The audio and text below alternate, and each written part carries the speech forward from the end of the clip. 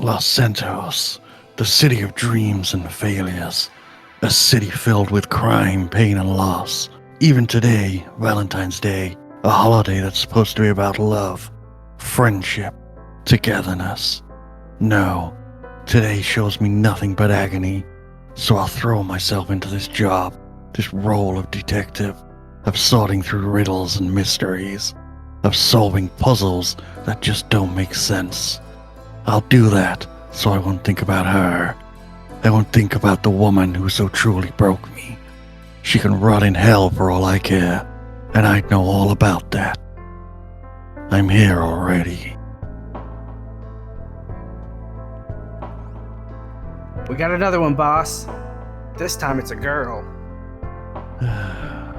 No rest for us even on a holiday, eh, kid? Lenny was always the one to keep me on track, to make sure my mind didn't wander too far. But he never knew when to quit, working to pay off that debt or to help his mother. But he always kept me straight, always had his eye on the ball, that kid. Too bad the things we saw really did show us the ugly belly of this city.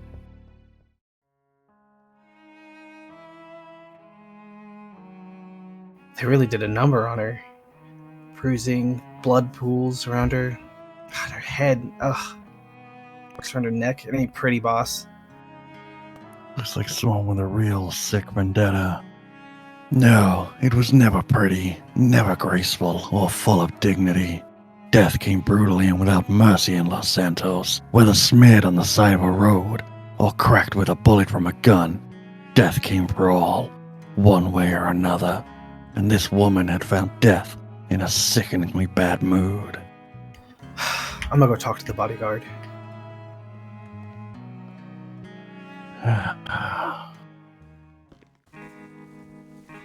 She's all yours. I told you, fellas, I got here when she didn't answer the phone this morning. I called it in, I did the right thing. Alright, calm down, Richie. Calm down.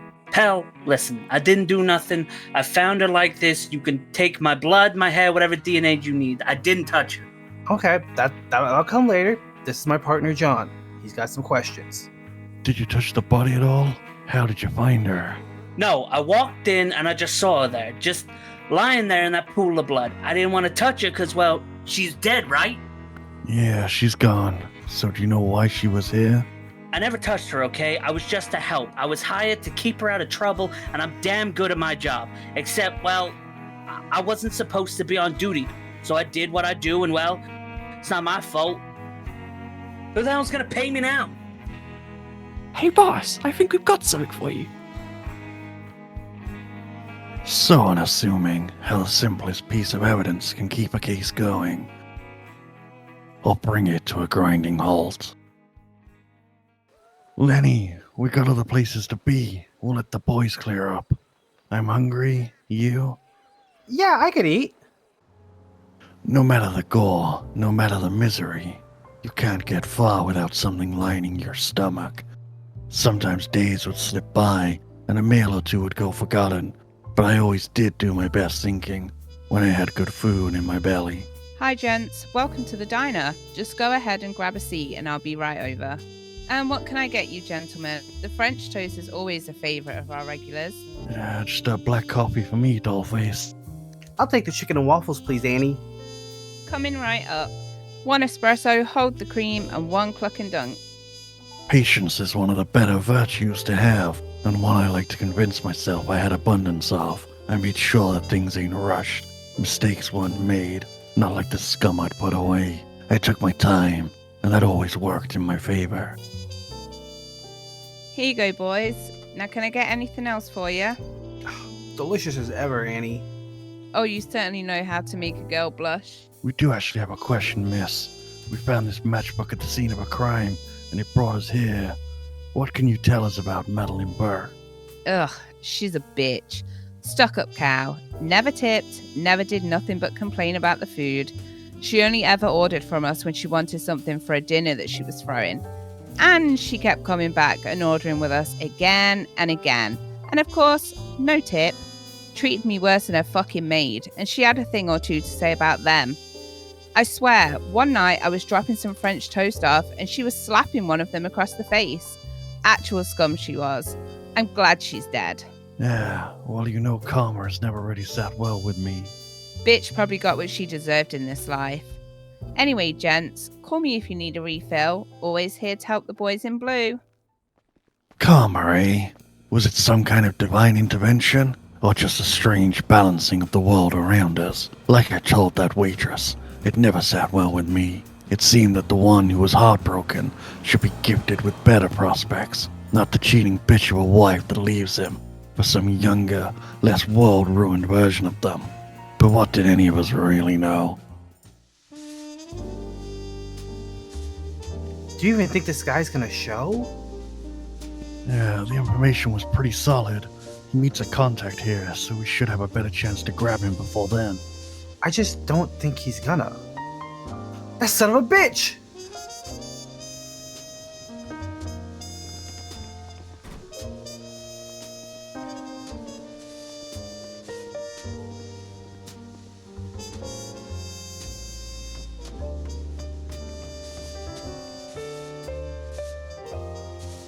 Hey there, fella.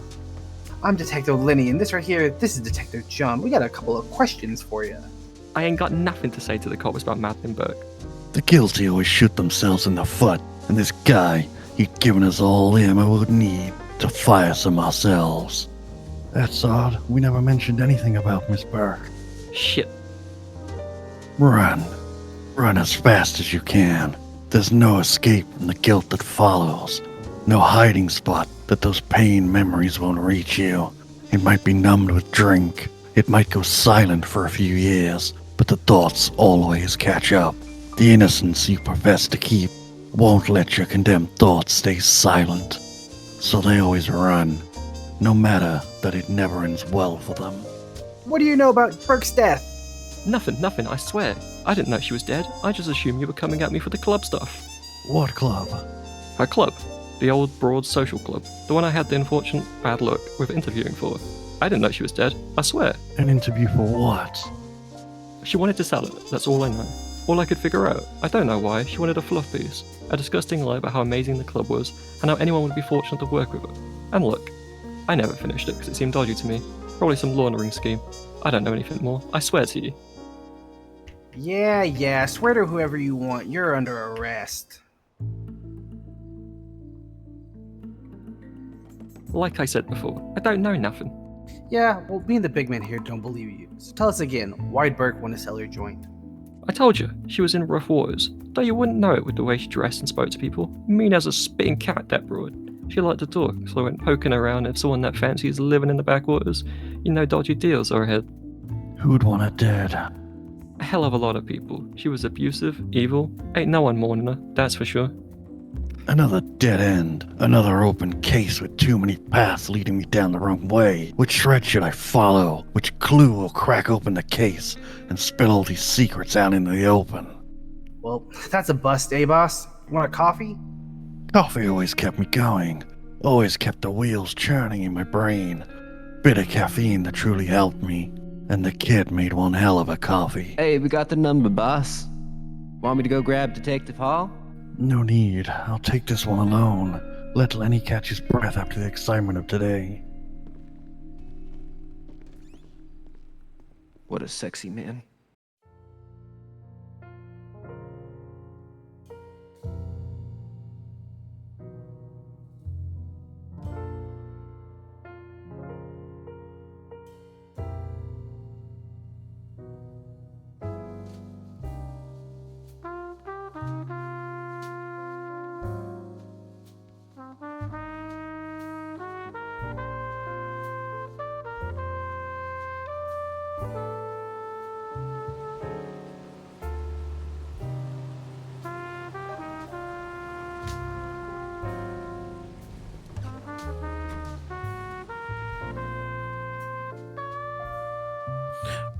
Detective. Thank you for meeting with me. I have to say it's very sad news to have heard of Miss Burke's passing. Yeah, real sad. So Madeline Burke was the owner? Yes, inherited it from her father, I believe. It never really took off the same way when he passed. Different circles and all that. She had quite a robust upbringing, and her daily affairs were often a worry for her family. Meaning Miss Madeline Burke was very unliked, and no other stuck-up, self-absorbed high socialite would be seen around a woman like that. I think it was a relief when she finally sold it, get a little bit of that money that she had spent on the place back. I know she'd had to downsize considerably. Ladies and their purse strings, eh, my good man? Who bought the club from her?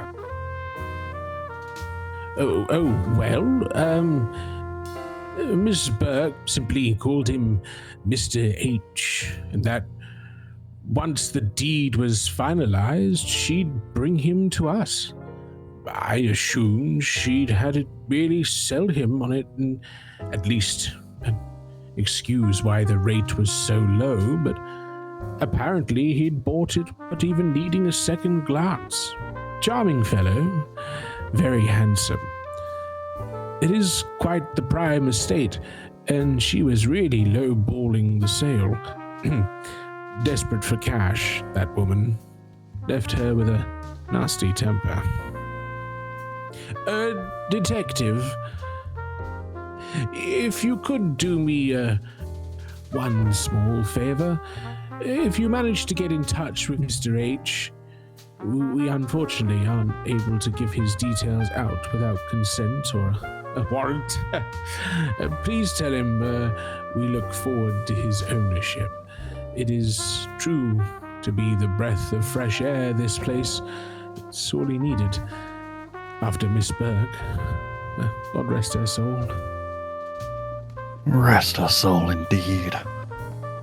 A woman dead, and not a single mourner between them.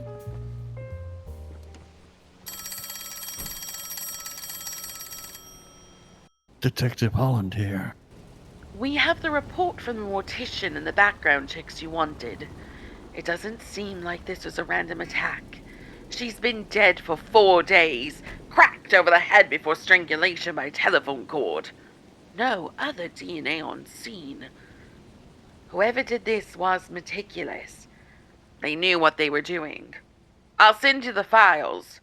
Good luck, Holland. Lady Luck had never been my close companion. She led me into a loveless marriage and threw me into this life-solving mysteries and murders. Luck had nothing to do with Madeline Burke's death, and it certainly had nothing to do with her life.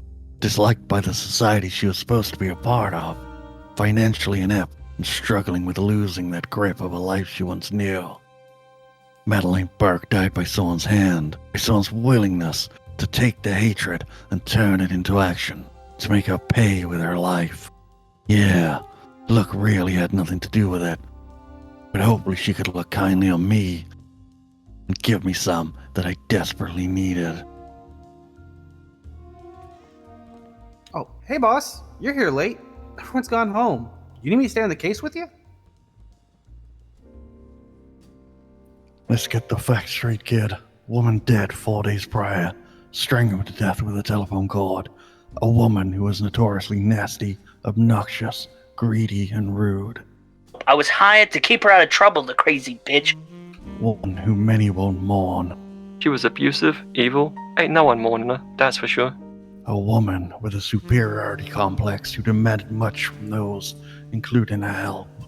Bitch probably got what she deserved in this life. So it's not a wonder she fell prey to someone looking to capitalize on that greed. Mr. H, a mystery man, and the only one who truly benefited from the death of Miss Burke. A man who would know to befriend the security detail of the soon-to-be-dead woman right in the middle of the local diner, and who had heard all the stories from a waitress who never learned to keep her mouth shut with her own opinions. A woman who had been sleeping with a certain reporter who had experienced the nastiness of the victim firsthand and knew that she was in financial crisis and was looking to sell off her club, willing to auction it out at a lower rate just so she could leave that disgusting trailer and regain her former life. Of course, none of that is news to you. Right, Mr. H?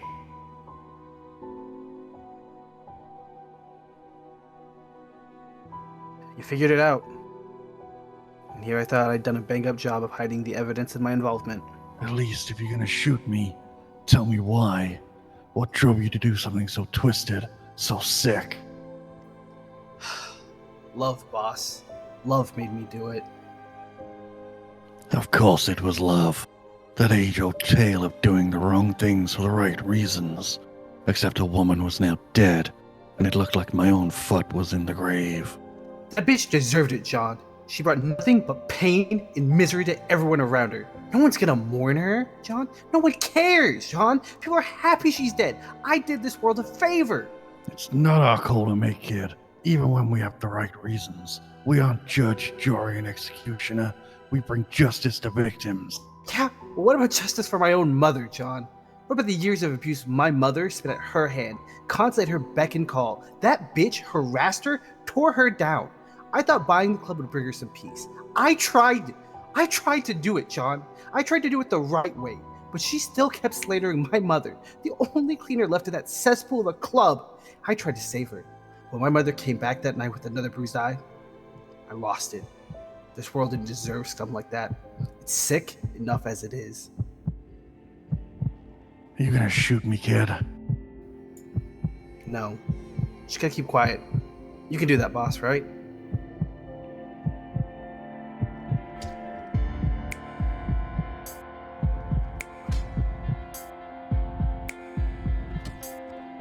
So this was how my life had decided to take me, pummeling my own partner. Life sure had one sick sense of humor. The pain would come later, I'm sure. Los Santos had given me enough hard-earned lessons to know that.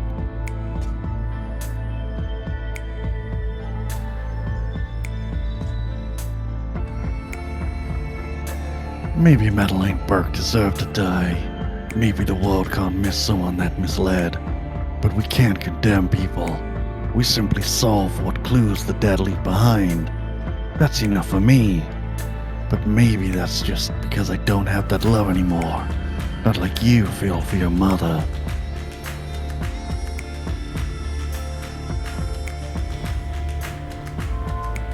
The punches don't just hurt. Each fist hitting me are from someone I trusted. Someone who had countless times saved my life. Saved my skin. Saved my job. The pain in my heart hurt worse than the pain in my fist. I'm sorry, Lenny. I really am. I have no one to feel what you feel. No one to feel that lovesick over. My wife left me. My Valentines are in short supply. And now my partner's trying to kill me. I am alone. And always have been.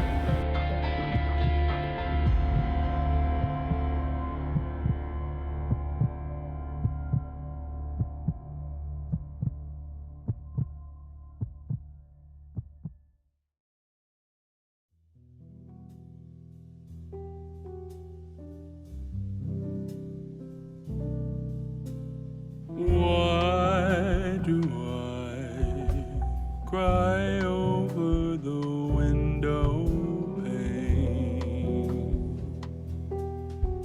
in hopes the rain can wash it all away?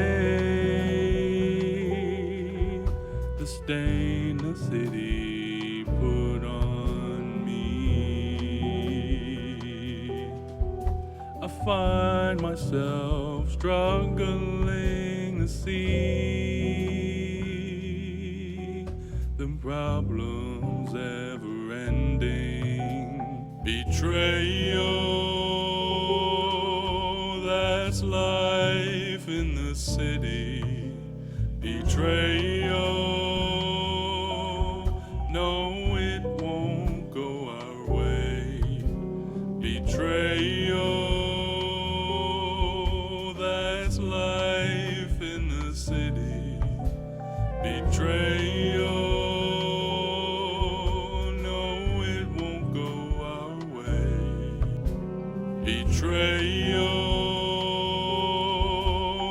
That's life in the city. Betrayal. No, it won't go our way. Betrayal. That's life in the city.